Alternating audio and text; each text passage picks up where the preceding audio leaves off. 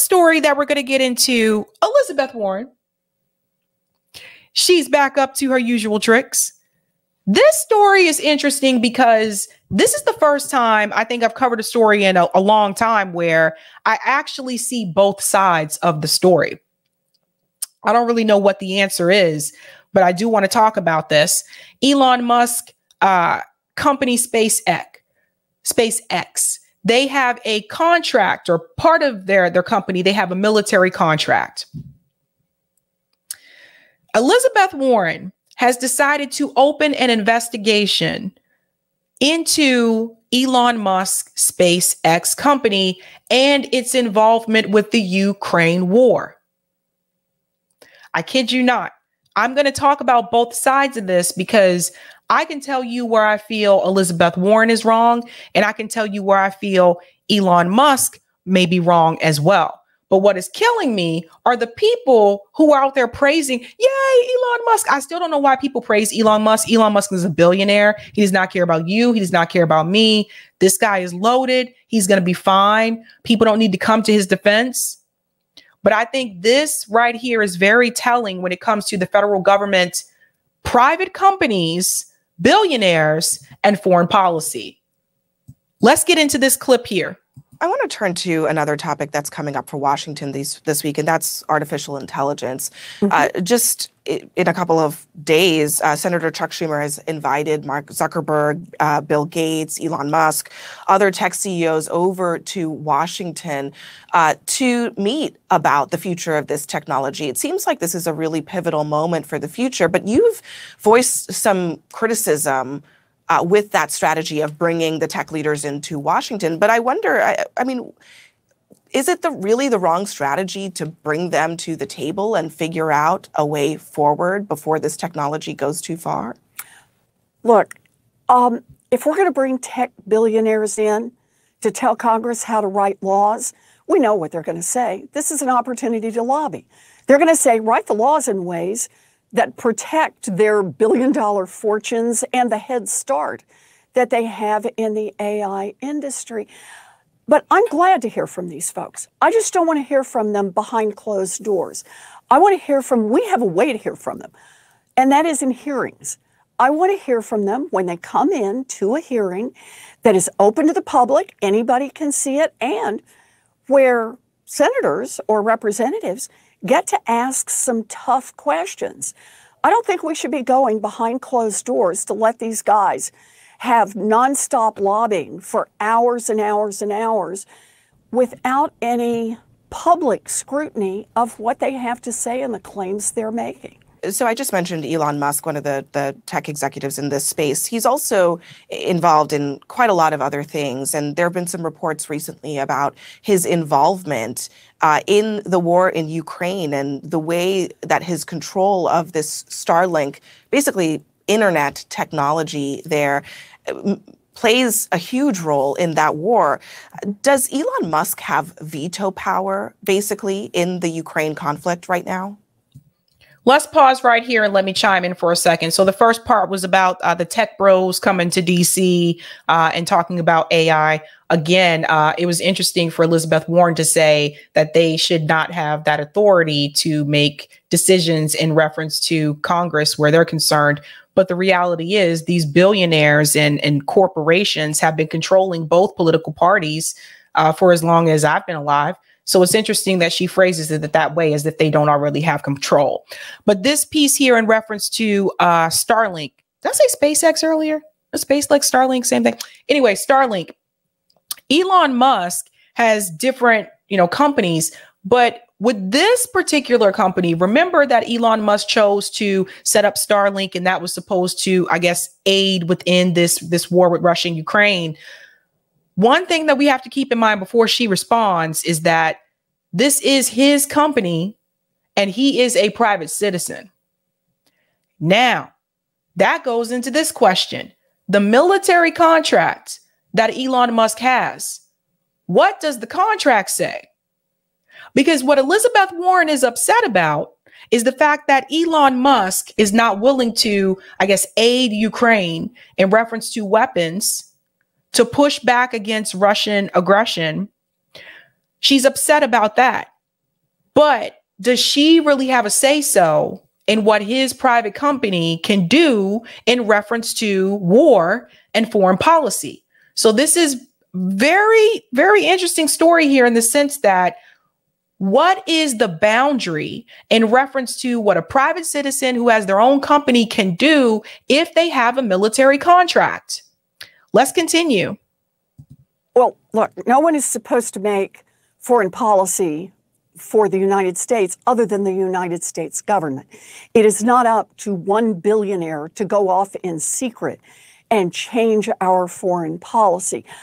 I think we need an investigation, both from the Department of Defense and from Congress, to look into the arrangement with Elon Musk and his company that would give him the ability to, in effect, turn off or restrict in any way access for Ukraine or anyone else in contravention of specific policies of the United States of America. Okay, we're going to go back because this is the piece here where I think I'm really, again, I am not trying to defend Elon Musk at all. Not trying to defend him at all. But if we want to look at both sides of this, I get that Elizabeth Warren is saying that one billionaire should not be able to make foreign policy decisions. Although I would argue that already happens. I would argue that already happens, but I understand what she's saying. I also understand Elon Musk's side of it, which this is my company and I can choose whether or not I want to send some type of aid towards Ukraine or not. It's my company. But what is the fine line in reference to foreign policy and these private companies in the US government? Let me let her say this again, because there's another part I want to discuss. To look into the arrangement with Elon Musk and his company that would give him the ability to, in effect, turn off or restrict in any way. So it sounds like to me that they're not aware of the arrangement. Who approves these contracts? I'm sincerely asking. I don't know. But the military contracts, who approves it? Wouldn't the military be the ones that would approve the contract? So again, that's why I said we would have to ask what's in the contract. Let's continue. Access for Ukraine or anyone else in contravention of specific policies of the United States of America. Those foreign policy decisions are not subcontracted off to one billionaire. They belong to the federal government and the federal government that represents all of the American people. So in some other news today, in the House of Representatives, House Speaker Kevin McCarthy is calling for the opening of a formal impeachment inquiry. Sorry, we're not going to get to that part yet. Isaac said the Pentagon, and Simone said the DOD probably. Yes, someone is approving. So my thing is this the question that I think we need to ask ourselves? First and foremost, why is the U.S. government depending on a private company in reference to foreign policy? Why are they depending on Elon Musk's company to help aid Ukraine? Isn't that what the military is for? Isn't that what the federal government's for? And two, what are the restrictions of a private company choosing to stay out of foreign affairs? So we would have to see what is in that contract and what it says. But the fact is this: the U.S. government should not be depending on a private company in reference to foreign policy. What happened if Elon Musk just decided to shut down his whole company or sold it to someone else? What would they do? Why are they part of the problem? I know she's saying a billionaire cannot make these decisions. I get that. I totally get it. But part of the problem is that the U.S. government was willing, or at least the Pentagon, the DOD, whichever, were willing to have this military contract with the company in the first place. And that goes for all of them. Any of these Raytheon can change their contracts. Lockheed Martin can change their contracts. SpaceX can change their contracts. Then what do? Now, Nico, I want to bring this up because I thought he did a really good job here. Nico has these little short clips that he does for Hotspot. And I think that Nico was really on point here because he said this is probably the first time he ever thought that he would give a shout out to Elon Musk because of this. Because the reality is he's basically taken a step back from escalating this conflict, preventing us from getting closer to World War III, basically, is what the decision I'm thinking that Elon Musk is making. And we also have to ask this question too. If it were the other way around, if the government were not depending on him to help Ukraine, again, this is to help Ukraine attack Russian Navy, if I remember correctly. If it were the other way around and Elon Musk chose not to help Russia attack Ukraine, I think Elizabeth Warren would be totally fine with that. So when can the government tell a private company what to do? Let's get into this clip here from Nico. I thought this was pretty interesting. So liberals are super upset because Elon Musk wouldn't allow his Starlink system to be used by Ukraine to potentially start World War III. In what could very well be the best marketing ploy of the decade, a leaked excerpt from Elon Musk's biography showed that Elon Musk blocked Starlink from allowing Ukraine to attack Russian assets in Crimea. Now, the reason that he did that was pretty justified. He got on the phone with some Russian military officers and they said there will be consequences and repercussions of a nuclear nature if you allow this attack to go down. So there's also that. There's also that. What's that? Sebastian says a government could tell a private company not to not violate workers' rights.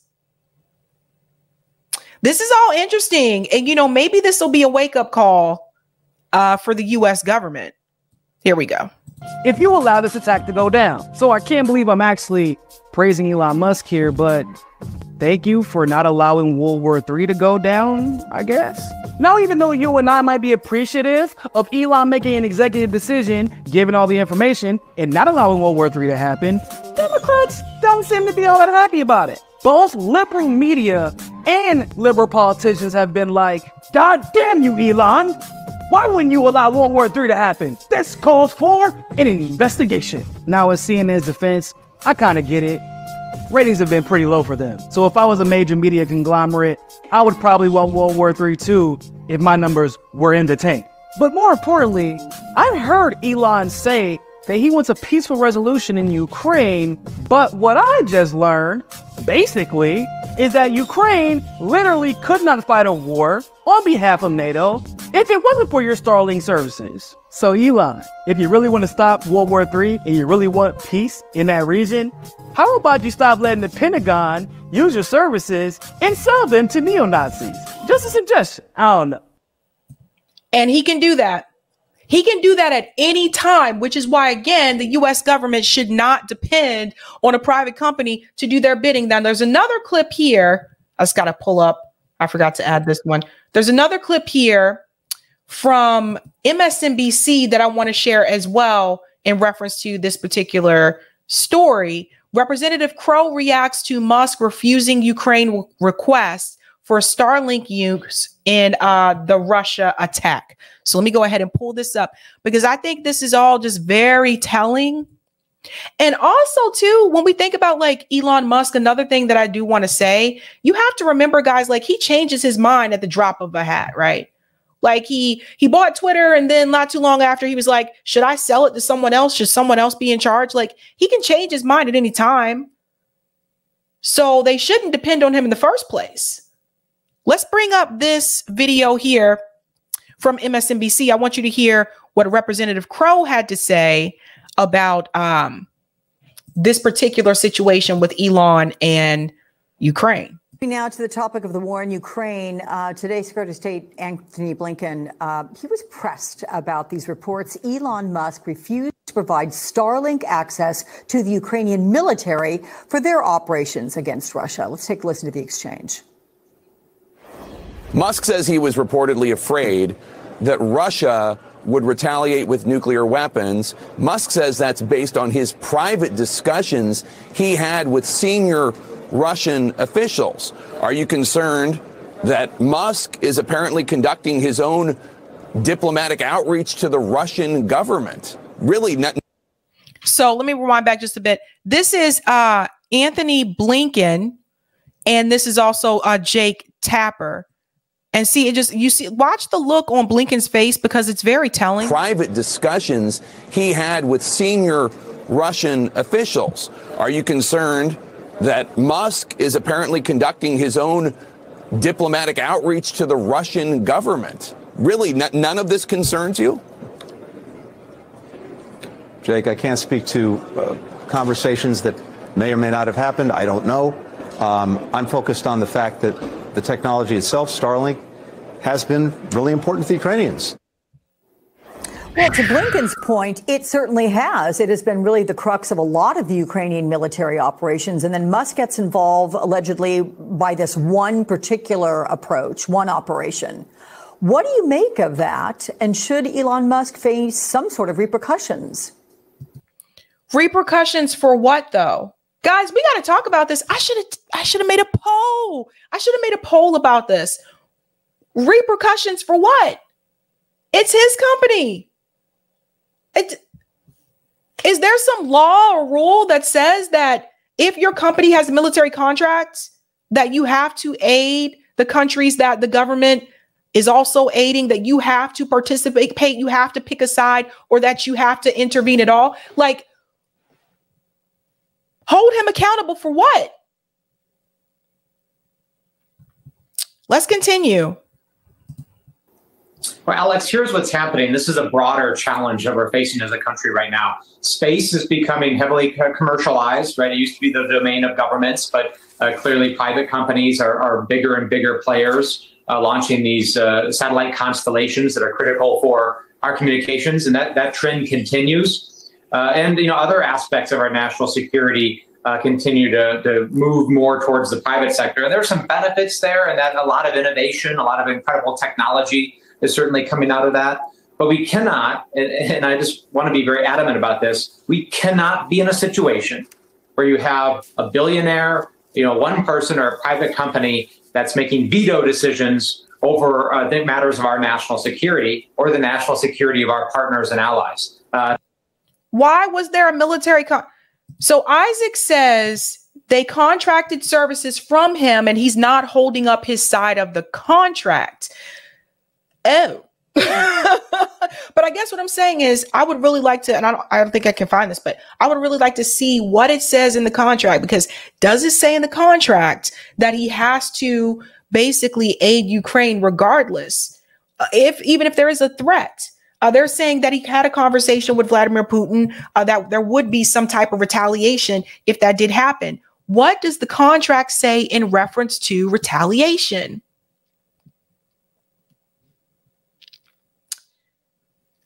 This is very interesting. Very interesting. I hope they learn their lesson. That is unacceptable. I'm going to be digging into this as a member of the Intelligence Committee and the Foreign Affairs Committee to see what checks we need to put in place to make sure that these unelected, unaccountable executives or billionaires cannot make decisions like that. But they do this all the time. But the billionaires, it's interesting. Billionaires cannot make decisions like that. Billionaires make decisions. They control both political parties. They control politicians. Now all of a sudden they want to say, oh, no, they can't do these. They can't do these things. So maybe this will be a lesson learned for the government, because you guys know how Elon Musk is. I mean, I know you don't know him personally, but you see how he's been since he bought Twitter. He changes his mind whenever he feels like it, at the drop of a hat. Interesting. Oh man. Oh man. Oh man. Multimind says SpaceX and Starlink are related. It's a rocket launched internet tech, Starlink. Thank you, Multimind. Thank you, Todd. Also, Putin made it clear attacks using our weapons on Russia or any attacks on Crimea would put the US and NATO in direct conflict with Russia. It's wild, man. Thank you, Helpful Harm. And the military has never worked for the American people. They have always worked for the billionaires. Most Americans are against most wars. Bingo. Bingo, bingo. JB says, Sabs, this is why all military corporations should be nationalized and all of our weapon systems and ammunitions should be produced in-house. War should not be for profit. It would save us money as well. There you go. Robert says oil companies do the same thing. Mm-hmm.